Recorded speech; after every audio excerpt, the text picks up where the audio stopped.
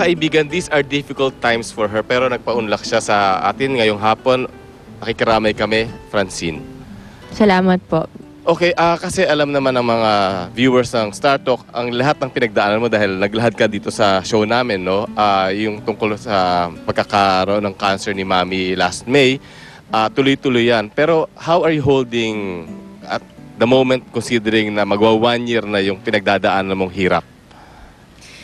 Hindi na nga umabot eh. Wala pa siyang 1 year. Tapos yun, nagpaalam na siya. Pero dati sinasabi ko hindi pa siya ready. Pero neto pong mga nakaraan, pumunta po sa amin yung presidente pa ng Adamson. Dahil taga-Adamson po ako, si Father Greg. Inanoint po niya si Mommy.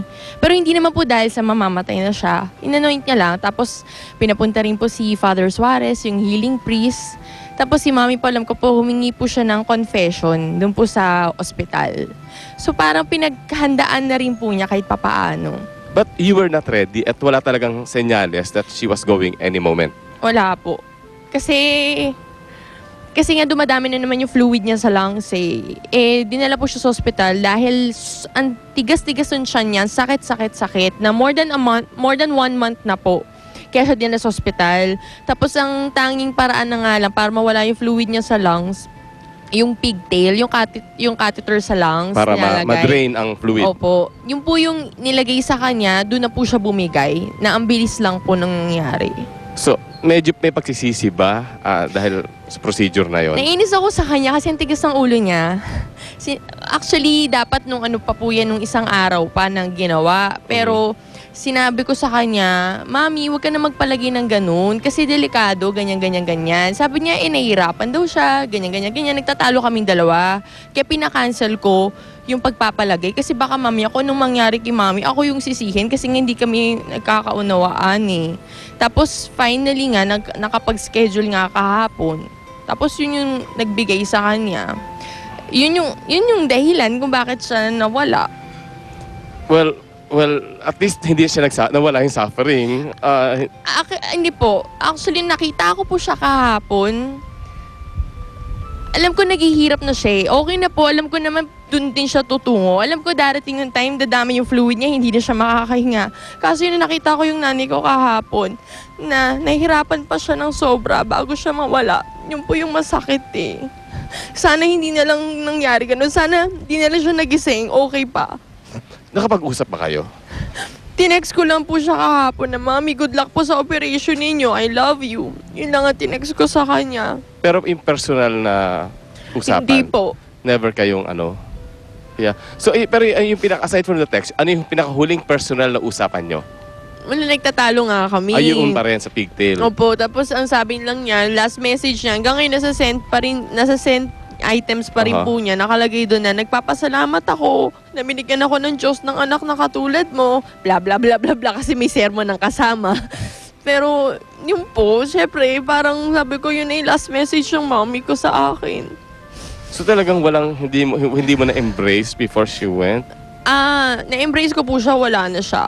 Kasi hindi na po siya talaga ma-revive. Okay, ngayon, kasi all this time, kasi nga, nandiyan lang, humingi ka na ng mga pondo and all that, kinain mo na yung pride mo.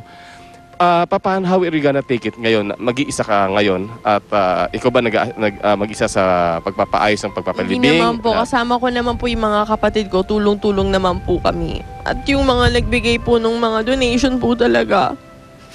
Isang beses na po nakapag-chemo yung Mommy ko, hindi na po natapos kasi iniwan na nga niya tayo. Pero sabi ko nga, sa lahat pa rin po ng mga tumulong, syempre gusto pa rin po pasalamatan sila. Kasi po, hindi man po para sana gumaling si Mommy, ito po siguro, at least sa ngayon po, tahimik na po siya, siguro happy na po siya. Kasi nakita ko naman po sa mukha niya, parang happy naman po siya na eh. Immediate plans mo ngayon, after the libing? Ano po? Anong balak mo ngayon? Bala ko. Oo, I mean, syempre po, mag-usap po kami magkakapatid kung ano po mga gagawin namin. Dahil syempre po, wala na po kaming daddy eh. Tapos si Mommy wala na rin. So ako na po yung tatay, yung nanay at tatay para sa mga kapatid ko.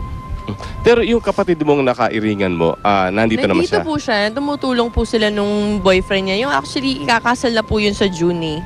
So sila po yung kasama rin po namin dito tumutulong, pati po yung best friend ko, mga kaibigan ko po, tumutulong po sila sa Pero amin. okay na kayo?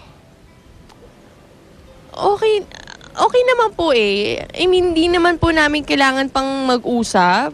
Basta't ang akin lang naman po, para sa pamilya, walang problema. Hindi po namin dapat nilalagay po doon kung ano man po yung mga samaan ng loob namin. Okay, baka nga hindi magandang itanong about kasing finances, di ba? Kasi di ba nandiyan yung ibebenta mo sana yung bahay mo and all that. So ngayon, Ibibenta ko pa rin po kasi lalo na ngayon tatatlo na lang kami. mhm, So, kailangan ko pong ibenta. Kukuha na po ako na mas maliit na lang po.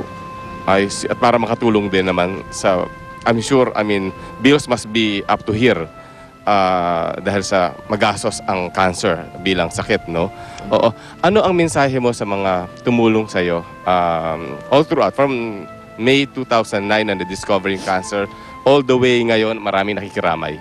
Sa lahat po ng mga tumulong, mula pa po nung unang-una, mula pa po last year, maraming salamat po sa mga nagdasal, sa mga bumisita kay Mami, sa mga nag-share po na kanilang mga pagmamahal, concern, lahat na po. Maraming salamat po. Sa lahat po ng mga nakiramay, maraming salamat po. At dun po sa mga tumulong na po talaga, alam niyo po, ang laki pong bagay talaga na nagawa ninyo para po sa pamilya ko. Salamat po, binigyan niyo siya ng another chance, pero hindi na